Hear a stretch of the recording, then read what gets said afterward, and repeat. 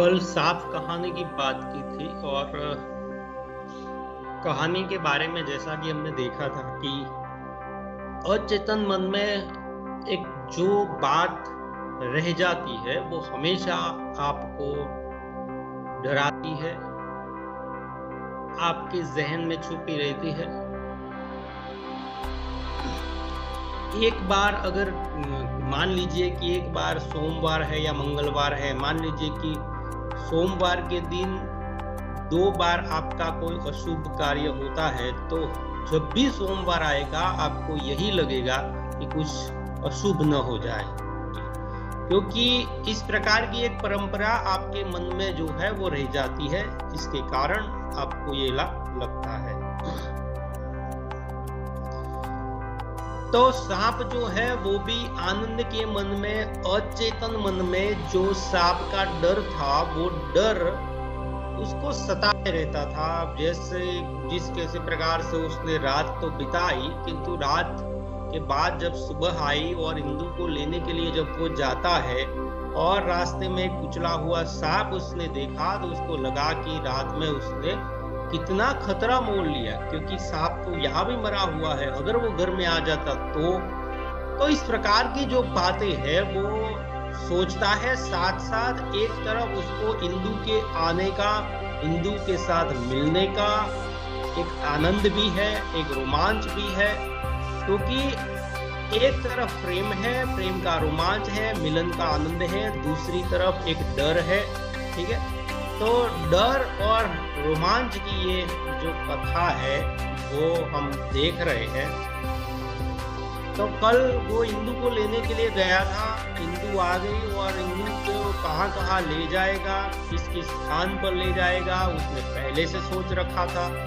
पूरी की पूरी प्लानिंग जो है उसने सोच रखी थी कि मैं इस स्थान पे ले जाऊंगा, इस स्थान पे उसको ऐसा कहूंगा, इस स्थान पे ले जाकर उसको ये बताऊंगा। तो ये जो प्लानिंग पूरी है उसने मन में जो है वो बना के रखी है। जब भी इंदु आए उसका प्रिय पात्र है, और जब प्रिय पात्र आता है तो खुशी इसको नहीं होती। तो ये जो खुशी है उसके मन में है और वो डर भी है। एक तरफ डर है, एक तरफ खुशी है। तो चलिए आगे देखते हैं अब कि आगे आगे क्या होता है, के बारे में हम बता रहे थे। आनंद जो है वो सोच रहा था कि इंदु को कहाँ ले जाएगा।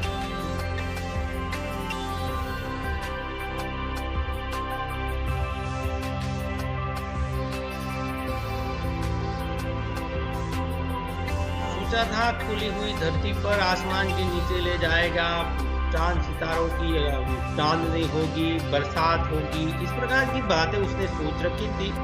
और अब वैसा ही हुआ। उसने सोचा था चाय पीने के बाद ही वह नदी के ऊपर फैले हुए हाथ की तरह निकलती चट्टान पर गया।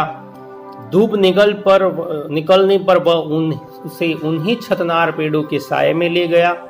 तो यहाँ पर आप देखिए कि उसने जो भी सोचा था कल्पना में, पहले जो कि सोच रखा था, वो सभी बातें यहाँ पर उसे सार्थक मालूम होती है, यहाँ पर वो अब हो रही है।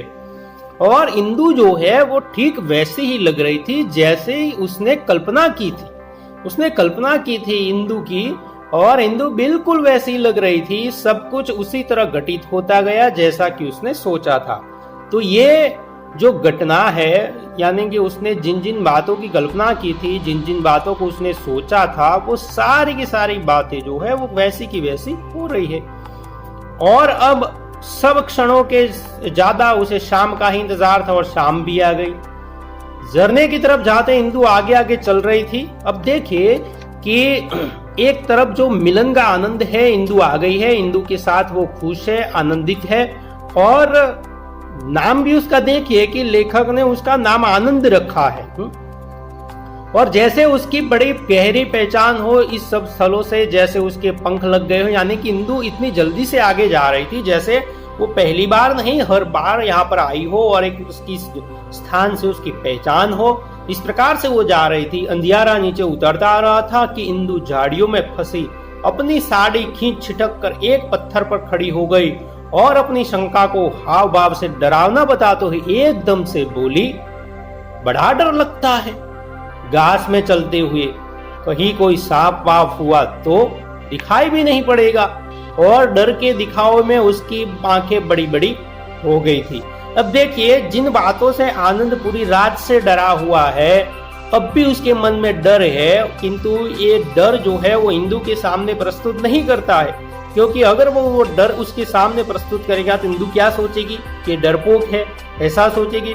किंतु आप देखिए कि जिन बातों का आप दबाने का प्रयत्न करते हैं वह बात कहीं ना कहीं दूसरे के द्वारा भी वो सामने आ जाती है। तो ये बात देखिए कि जो सांप की बात जो डरावनी लग रही थी उसको, उसी बात को इंदु ने छेड़ दिया। बड़ा डर लगता है घास में चलते हुए, कहीं कोई सांप वाप हुआ तो। एकदम भीतर भीतर सिहर कर आनंद ने अपना पैर ऐसे झटका जैसे सचमुच उसमें सांप लिपट गया हो।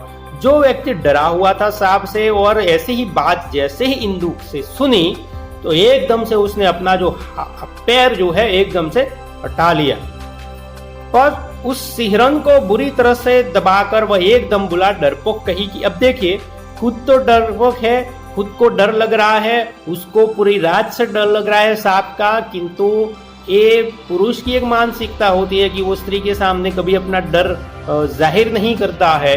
तो इंदु के सामने वो कहता है कि डरपोक कहीं की, मेरे साथ चलो। इंदु ने बच्चे की तरह मासूमियत से कहा और आनंद ने बढ़कर उसका हाथ पकड़ लिया। यह उसे बहुत अच्छा लगा और न जाने कितनी बातें करते हुए दोनों नीचे झरनों के चरणों में उतर गए। इंदु आवाक खड़ी देखती रह गई उस सौंदर्य को। तो ये जो प्राकृतिक सौंदर्य है वो भी इतना बढ़िया है कि क्या बताए। तो ये जीना जीना पर्दा पूरे दृश्य पर पड़ा था, इसीलिए वह और भी स्वप्निल हो उठा था। चारों ओर घोर निस्तब्धता थी, झरने का शोर उस खामोशी को भी घनीभूत कर रहा था और गिरते हुए पानी की फुहारें उनके ऊपर पड़ रही थी। चारों ओर बड़ी बड़ी चट्टानें नंगी पड़ी हुई थी। यानी कि ये जो प्राकृतिक सौंदर्य है झरनों का, वो यहाँ पर हमें देखने को मिलता है। और अब देखिए कि मैंने पहले भी बताया था कि जिस बात को आप बार बार सोच रहे हैं वो आपको वही दिखती है। तो धार में अदृश्य होकर झील में गिर पड़ते और वातावरण में व्याप्त शिकारी उन्हें सांपों की हो, उसे ऐसा लगा। इंदु ने अपना सिर आनंद के सीने से टिका दिया था। एक ही नई गंध और एक ही नई आवाज उस तक आई थी। सपाट पत्थर पर इंदु की रेशमी साड़ी ऐसे सरकती थी कि उसे लगा जैसे कोई सांप धीरे से सरक गया हो। इंदु की साड़ी भी जो सरक रही थी और साड़ी का सरकना भी उसको ऐसा लग रहा था जैसे कोई सांप सरका हो, जैसे कि कोई रेशमी साड़ी हो और पत्थर पे पड़ी हो और एकदम से जैसे सरकती हो। जैसे ही सरकती है तो उसको एकदम से ये भ्रम होता है कि जैसे सांप यहाँ से निकला है या तो सांप धीरे से सरक गया हो। ठीक इसी प्रकार सांप भी जाता है। जैसे कि हमें किसी भूत प्रेत की कहानियां सुनी हुई होती है तो हम उस स्थान पे जाते हैं, उस निकलते हैं तो कोई भ्रम हमें हो जाता है कि कोई हमारे पीछे आ रहा है, किसी ने हमें पकड़ रखा है। ठीक है, तो इस प्रकार की जो बातें हैं वो यहाँ पर हमें देखने को मिलती है। अचेतन मन का डर किस प्रकार से व्यक्ति को परेशान करता है उसकी बात यहाँ पर हमें देखने को मिलती है। तो इंदु ने मुख उठाकर उसकी ओर देखा। उसकी अंगुलियों की पकड़ और कड़ी हो गई थी। हवा का एक झोंका सरसराता हुआ निकल गया और पानी के फुहार से उनकी आंखें जाप हो गई। आनंद ने इंदु को बहुत गहरी नजरों से एक बार देखा और जैसे आश्वस्त होने के लिए चारों ओर नजर दौड़ाई। कोई पक्षी तो नहीं, कोई दृष्टि तो नहीं। यानी कि ये जो प्रेम को अभिव्यक्त करने की जो भावना है वो आनंद यहाँ पर कर रहा है, प्रेम को अभिव्यक्त कर रहा है। प्राकृतिक सौंदर्य है, झरना है, पानी है और शाम है। देखिए कि बिल्कुल वातावरण जो है वो उस प्रेम को अभिव्यक्त करने वाला वातावरण है। पक्षी पक्षी भी नहीं, कोई नहीं है, दोनों केवल अकेले हैं। और उसकी नजर में सामने खड़ी चट्टानों पर जम गई जिनके कगारों पर उगे पेड़ों की जड़ें मोटे मोटे अजगरों की तरह चिपकी हुई थी। अब देखिए उसको सामने की जो चट्टान थी उस चट्टानों को भी देखकर उसे ऐसा लगा कि जैसे अजगरों की तरह जो पेड़ों की जड़ें हैं वो लिपटी है। शरीर से पसीना छूट गया। भय और रोमांच के उलझे हुए भावावेग ने उसे घेर लिया। उसने एक बार फिर इंदु को देखा और भी निकट थी। फिर उसने पीछे देखा, पीछे वाली चट्टानों पर देखा।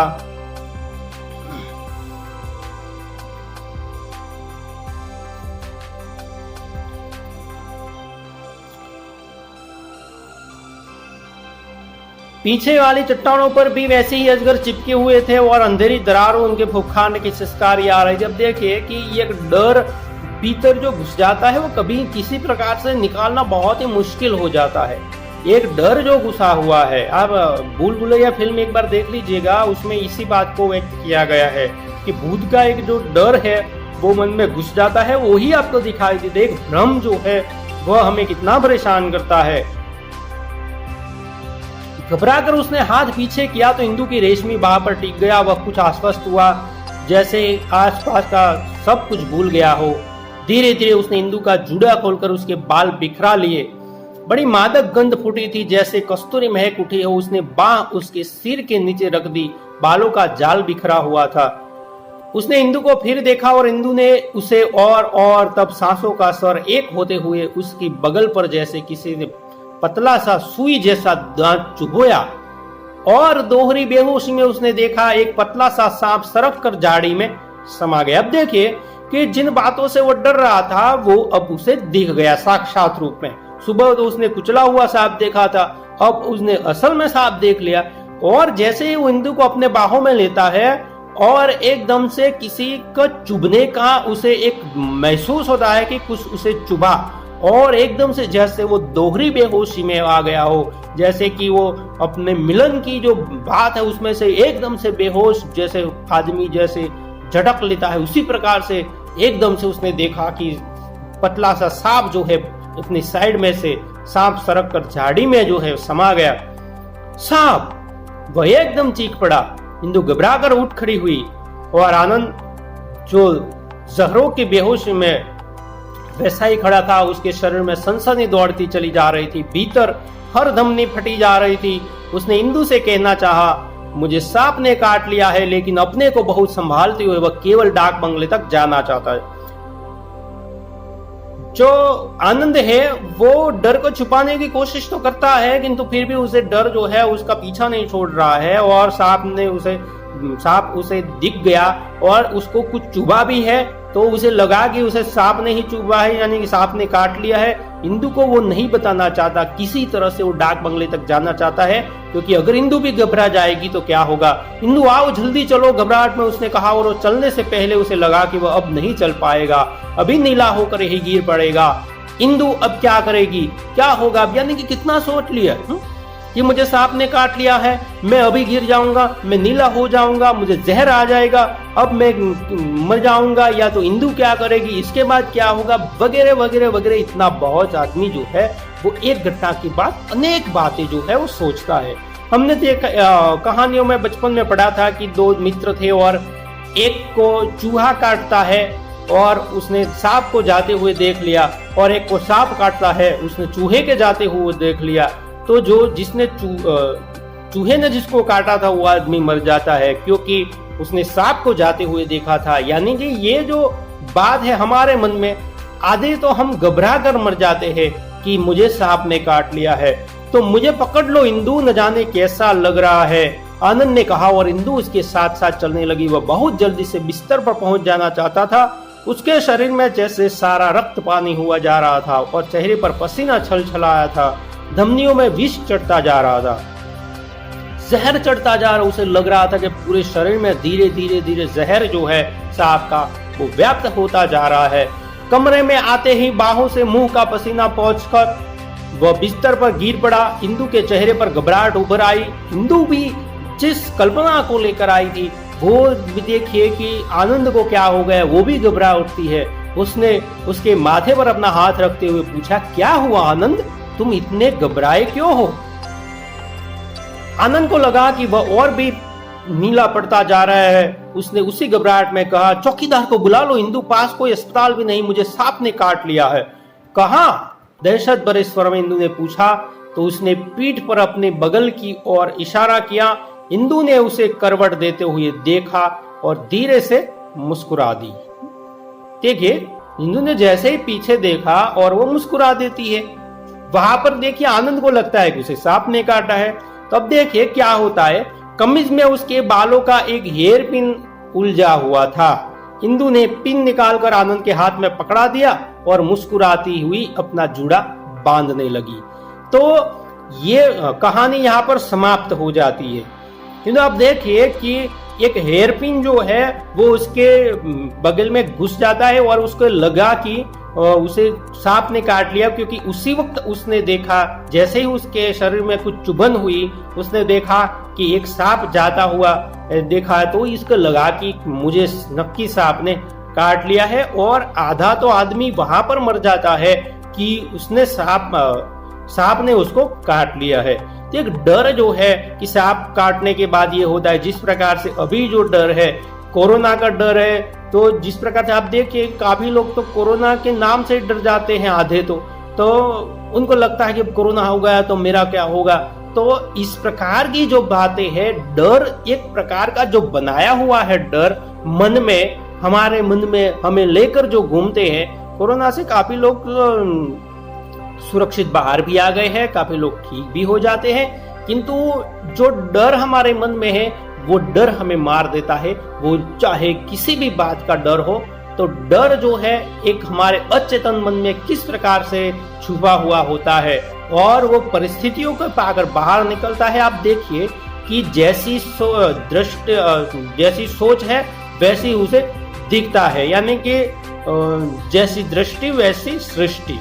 यानी कि उसने सांप के बारे में सोचा था, सांप के बारे में सपने देखे, सांप ही उसे दिखा, सुबह में भी मरा हुआ सांप देखा और लास्ट में उसे ओरिजिनल असल सांप उसे दिख गया और उसे भ्रम भी हो गया कि उसको जो है वो सांप ने काट लिया है।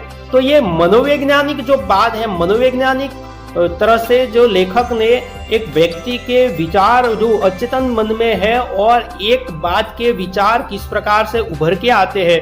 किसी ने आपको कोई बात कह दी और उसके बारे में आप इतना सोचते हैं कि कई लोग तो पागल से हो जाते हैं, कई लोग देखिए प्रेम में भी पागल हो जाते हैं।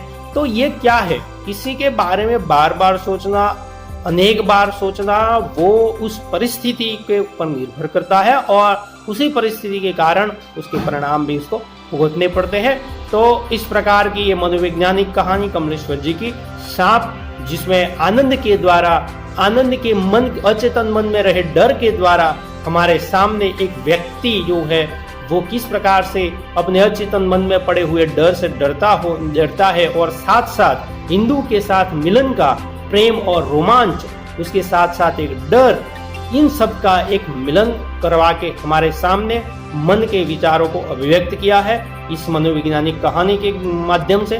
तो इस कहानी को यहाँ पर हम समाप्त करते हैं। बहुत बहुत धन्यवाद, थैंक यू।